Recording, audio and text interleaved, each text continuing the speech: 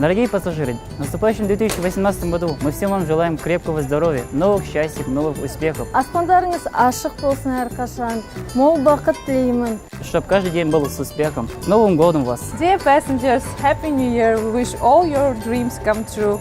Travel with Air Astana.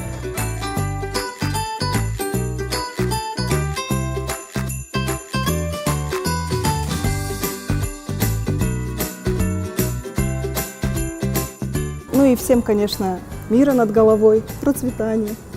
Жаңа жылдарыңызбен!